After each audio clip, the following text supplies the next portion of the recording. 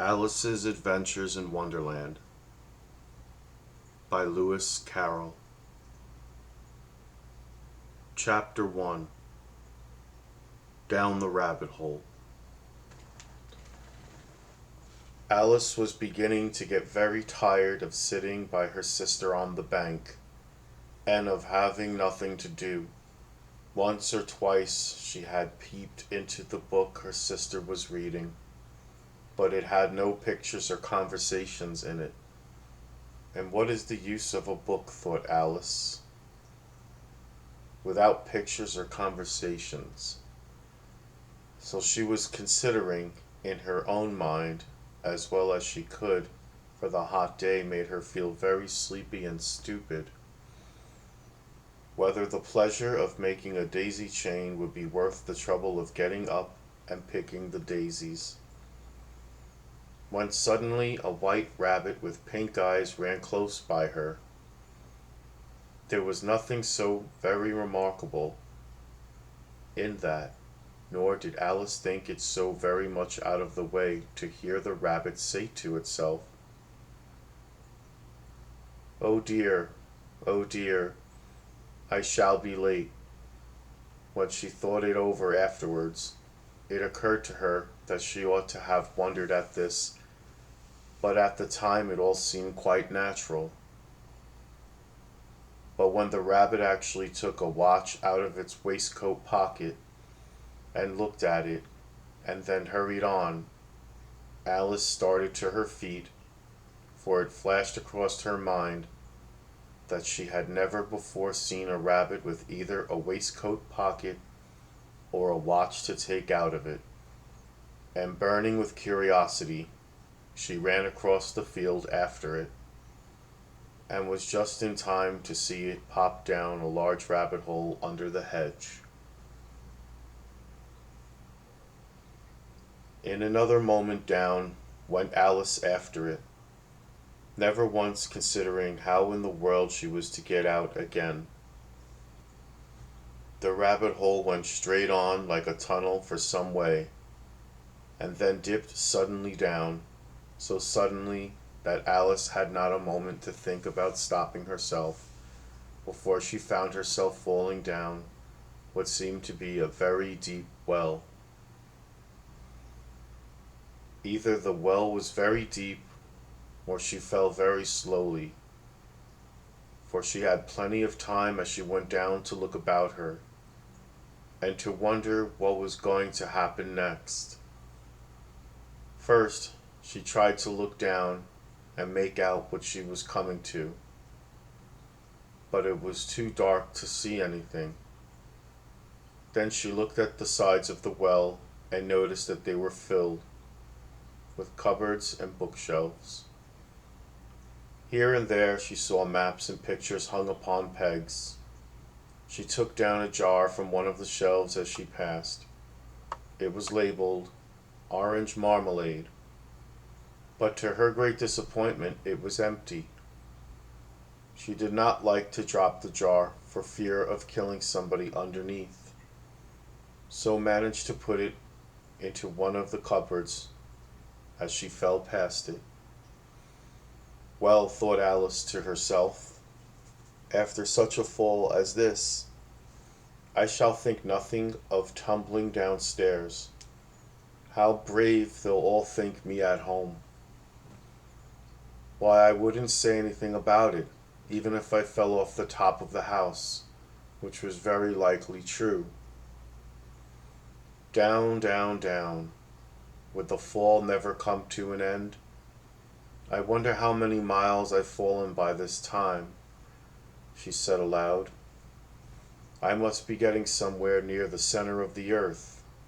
Let me see. That would be 4,000 miles down, I think.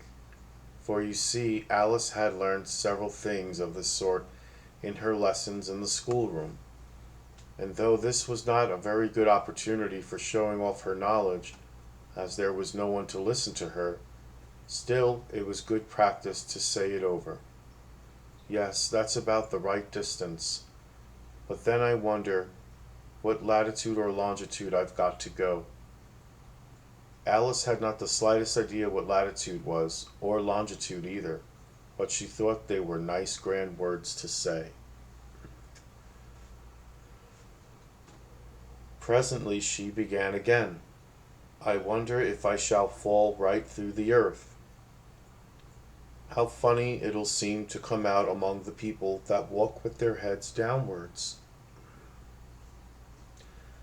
The antipathies, I think, she was rather glad there was no one listening this time, as it didn't sound at all the right word. But I shall have to ask them what the name of the country is, you know. Please, ma'am, is this New Zealand or Australia? And she tried to curtsy as she spoke. Fancy curtsying as you're falling through the air. Do you think you could manage it? And what an ignorant little girl she'll think me for asking. No, it'll never do to ask. Perhaps I shall see it written up somewhere. Down, down, down. There was nothing else to do, so Alice soon began talking again. Dinah'll miss me very much tonight, I should think. Dinah was the cat. I hope they'll remember her saucer of milk at tea time. Dinah, my dear, I wish you were down here with me. There are no mice in the air, I'm afraid, but you might catch a bat, and that's very likely a mouse, you know. But do cats eat bats, I wonder? And here Alice began to get rather sleepy, and went on saying to herself in a dreamy sort of way, do cats eat bats? Do cats eat bats? And sometimes do bats eat cats? For you see, as she couldn't answer either question, it didn't much matter which way she put it.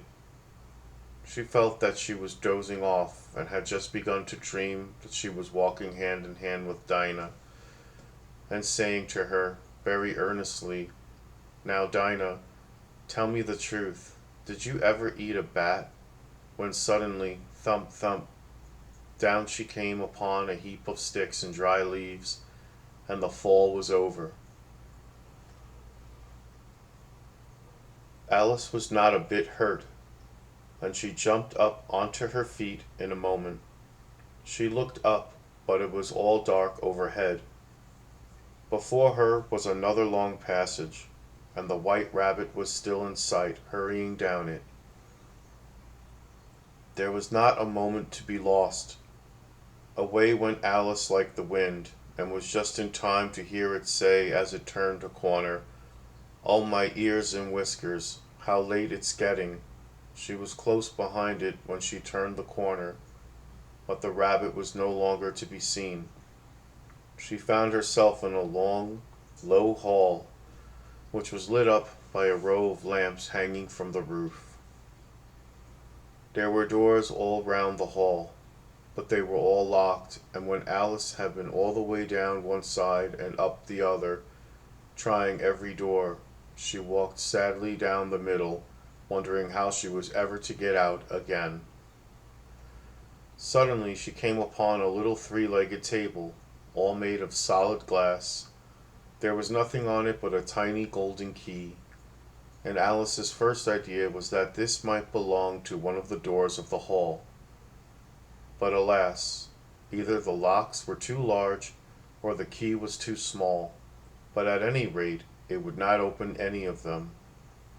However, on the second time round, she came upon a low curtain she had not noticed before, and behind it was a little door about 15 inches high. She tried the little golden key in the lock, and to her great delight it fitted. Alice opened the door and found that it led into a small passage, not much larger than a rat hole. She knelt down and looked along the passage into the loveliest garden you ever saw. How she longed to get out of that dark hall, and wander about among those beds of bright flowers and those cool fountains, but she could not even get her head through the doorway. And even if my head would go through, thought poor Alice, it would be of very little use without my shoulders.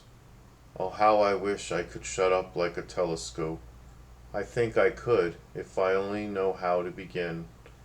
For you see, so many out of the way things had happened lately that Alice had begun to think that very few things indeed were really impossible. There seemed to be no use in waiting by the little door, so she went back to the table, half hoping she might find another key on it, or at any rate a book of rules for shutting people up like telescopes. This time she found a little bottle on it, which certainly was not here before, said Alice, and round the neck of the bottle was a paper label with the words "Drink Me" beautifully printed on it in large letters. It was all very well to say "Drink me," but the wise little Alice was not going to do that in a hurry. "No, I'll look first," she said, "and see whether it's marked poison or not," for she had read several nice little stories about children who had got burnt and eaten up by wild beasts and other unpleasant things, all because they would not remember the simple rules their friends had taught them, such as that a red-hot poker will burn you if you hold it too long, and that if you cut your finger very deeply with a knife, it usually bleeds, and she had never forgotten that. If you drink much from a bottle marked poison, it is almost certain to disagree with you sooner or later. However, this bottle was not marked poison, so Alice ventured to taste it, and finding it very nice, it had, in fact, a sort of mixed flavor of cherry tart, custard, pineapple, roast turkey, toffee, and hot buttered toast. She very soon finished it off. "What a curious feeling," said Alice. "I must be shutting up like a telescope."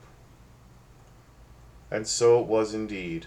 She was now only 10 inches high, and her face brightened up at the thought that she was now the right size for going through the little door into that lovely garden. First, however, she waited for a few minutes to see if she was going to shrink any further. She felt a little nervous about this, for it might end, you know, said Alice to herself, in my going out altogether like a candle. I wonder what I should be like then. And she tried to fancy what the flame of a candle looks like after the candle is blown out, for she could not remember ever having seen such a thing. After a while, finding that nothing more happened, she decided on going into the garden at once. But alas for poor Alice, when she got to the door, she found she had forgotten the little golden key, and when she went back to the table for it, she found she could not possibly reach it. She could see it quite plainly through the glass, and she tried her best to climb up one of the legs of the table. But it was too slippery, and when she had tired herself out with trying, the poor little thing sat down and cried. "Come, there's no use in crying like that," said Alice to herself rather sharply. "I advise you to leave off this minute." She generally gave herself very good advice, though she very seldom followed it. And sometimes she scolded herself so severely as to bring tears into her eyes, and once she remembered trying to box her own ears for having cheated herself in a game of crochet.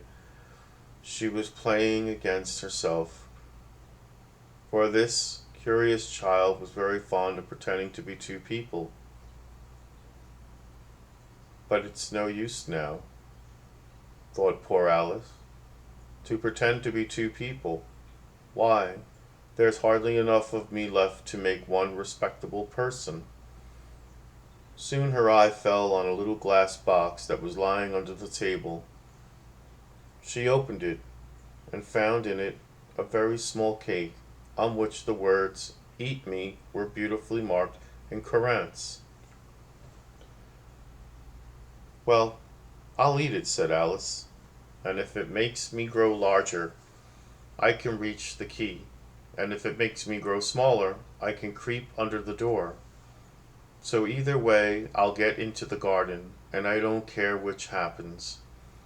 She ate a little bit, and said anxiously to herself, which way, holding her hand on the top of her head to feel which way it was growing, and she was quite surprised to find that she remained the same size. To be sure, this is what generally happens when one eats cake, but Alice had got so much into the way of expecting nothing but out of the way things to happen, that it seemed quite dull and stupid for life to go on in the common way. So she set to work and very soon finished off the cake.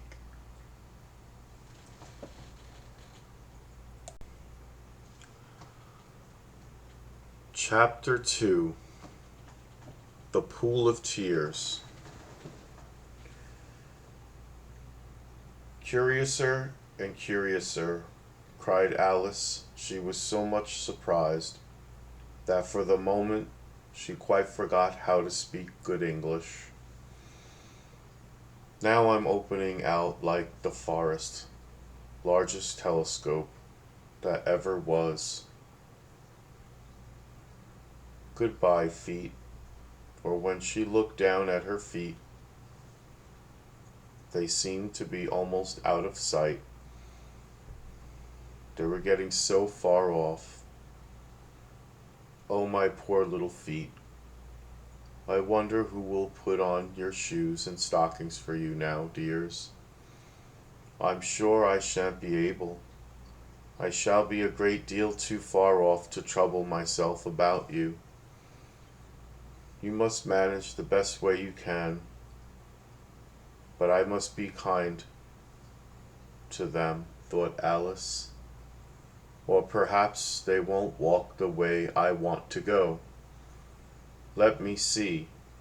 I'll give them a new pair of boots every Christmas." And she went on planning to herself how she would manage it. "They must go by the carrier," she thought. "And how funny it'll seem, sending presents to one's own feet.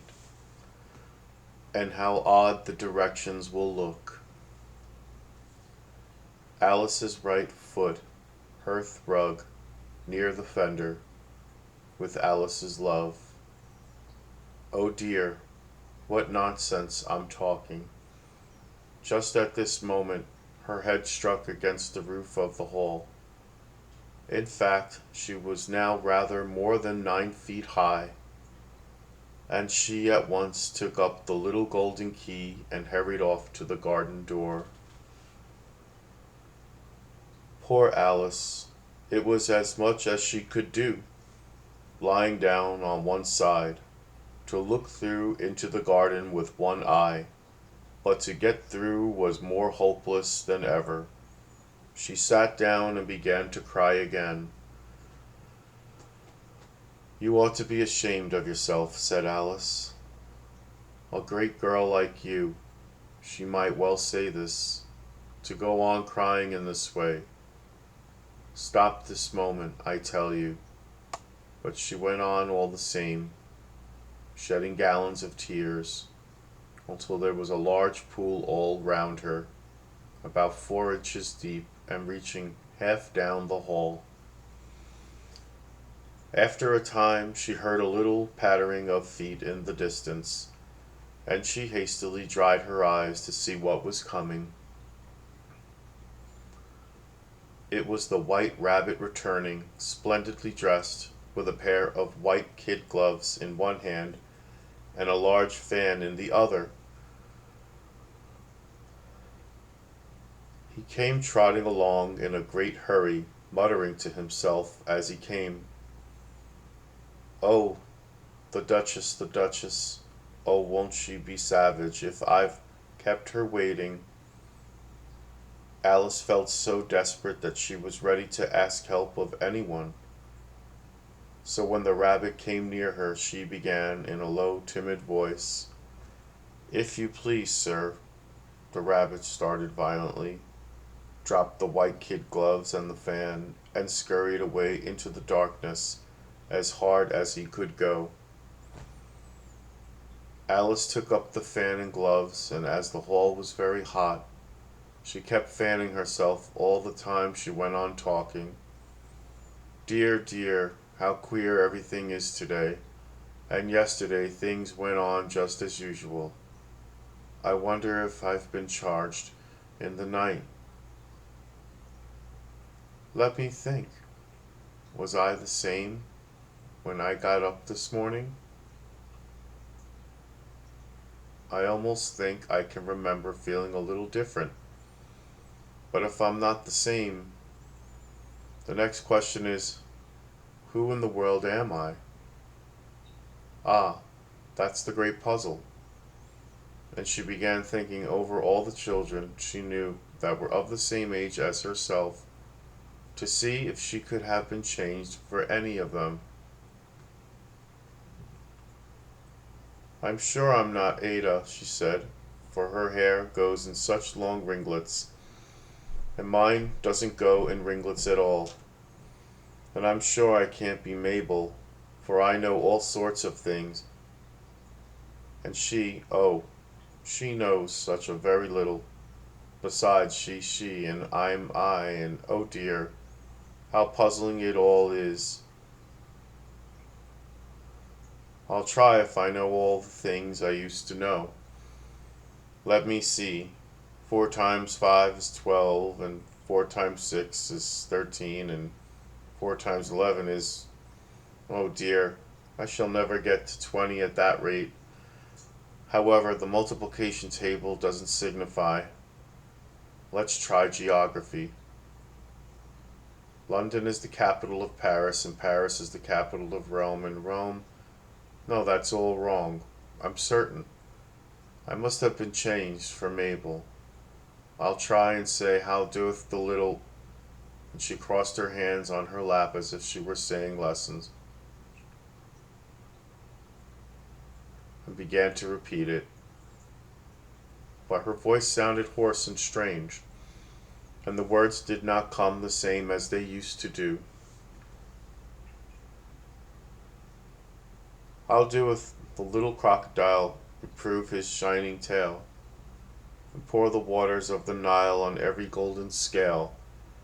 How cheerfully he seems to grin, how neatly spread his claws, and welcome little fishes in with gently smiling jaws.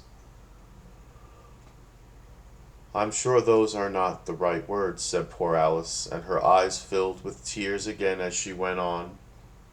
I must be Mabel after all, and I shall have to go and live in that poky little house, and have next to no toys to play with, and oh, ever so many lessons to learn. No, I've made up my mind about it. If I'm Mabel, I'll stay down here. It'll be no use their putting their heads down and saying, "Come up again, dear." I shall only look up and say, "Who am I, then?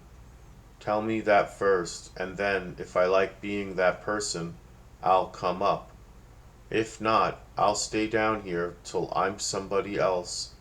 But oh dear, cried Alice with a sudden burst of tears, I do wish they would put their heads down. I am so very tired of being all alone here. As she said this, she looked down at her hands, and was surprised to see that she had put on one of the rabbit's little white kid gloves while she was talking. How can I have done that, she thought. I must be growing small again. She got up and went to the table to measure herself by it, and found that as nearly as she could guess, she was now about 2 feet high, and was going on shrinking rapidly. She soon found out that the cause of this was the fan she was holding, and she dropped it hastily, just in time to save herself from drinking away altogether.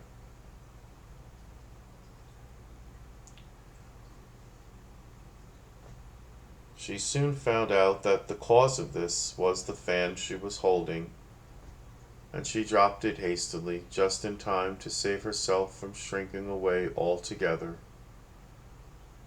That was a narrow escape, said Alice. a good deal frightened at the sudden change, but very glad to find herself still in existence. And now for the garden, and she ran with all speed back to the little door. But alas, the little door was shut again, and the little golden key was lying on the glass table as before. And things are worse than ever, thought the poor child, for I never was so small as this before, never, and I declare it's too bad that it is. As she said these words, her foot slipped, and in another moment, splash, she was up to her chin in salt water. Her first idea was that she had somehow fallen into the sea, and in that case, I can go back by railway, she said to herself.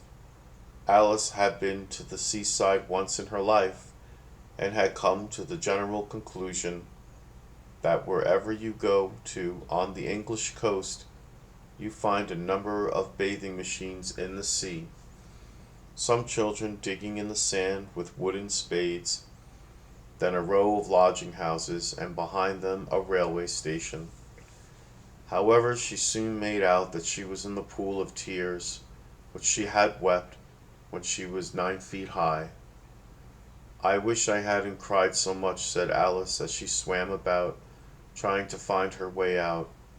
I shall be punished for it now, I suppose, by being drowned in my own tears. That will be a queer thing, to be sure. However, everything is queer today. Just then she heard something splashing about in the pool a little way off, and she swam nearer to make out what it was. At first she thought it must be a walrus or hippopotamus, but then she remembered how small she was now, and she soon made out that it was only a mouse that had slipped in like herself. Would it be of any use now, thought Alice, to speak to this mouse? Everything is so out of the way down here that I should think very likely it can talk. At any rate, there's no harm in trying, so she began, "Oh, mouse, do you know the way out of this pool? I am very tired of swimming about here, oh mouse." Alice thought this must be the right way of speaking to a mouse. She had never done such a thing before, but she remembered having seen in her brother's Latin grammar, "A mouse of a mouse to a mouse, a mouse, oh mouse." The mouse looked at her rather inquisitively, and seemed to her to wink with one of its little eyes, but it said nothing. Perhaps it doesn't understand English, thought Alice. I dare say it's a French mouse come over with William the Conqueror, for with all her knowledge of history, Alice had no very clear notion how long ago anything had happened, so she began again. Which was the first sentence in her French lesson book? The mouse gave a sudden leap out of the water, and seemed to quiver all over with fright. "Oh, I beg your pardon," cried Alice hastily, afraid that she had hurt the poor animal's feelings. "I quite forgot. You didn't like cats." "Not like cats," cried the mouse in a shrill, passionate voice. "Would you like cats if you were me?" "Well, perhaps not," said Alice in a soothing tone. "Don't be angry about it, and yet I wish I could show you our cat Dinah. I think you'd take a fancy to cats if you could only see her. She is such a dear quiet thing," Alice went on, half to herself, as she swam lazily about in the pool. "And she sits purring so nicely by the fire, licking her paws and washing her face. And she is such a nice soft thing to nurse, and she's such a capital one for catching mice." "Oh, I beg your pardon," cried Alice again, for this time the mouse was bristling all over, and she felt certain it must be really offended. "We won't talk about her any more if you'd rather not." "We indeed," cried the mouse, who was trembling down to the end of its tail. "As if I would talk on such a subject. Our family always hated cats, nasty, low, vulgar things. Don't let me hear the name again." I won't indeed, said Alice, in a great hurry to change the subject of conversation. Are you are you fond of dogs? The mouse did not answer, so Alice went on eagerly. There is such a nice little dog near our house. I should like to show you. A little bright-eyed terrier, you know, with oh such long curly brown hair, and it'll fetch things when you throw them, and it'll sit up and beg for its dinner, and all sorts of things. I can't remember half of them, and it belongs to a farmer, you know, and he says it's so useful. It's worth £100. He says it kills all the rats, and oh dear, cried Alice in a sorrowful tone, I'm afraid I've offended it again. For the mouse was swimming away from her as hard as it could go, and making quite a commotion in the pool as it went. So she called softly after it, Mouse dear, do come back again, and we won't talk about cats or dogs either, if you don't like them.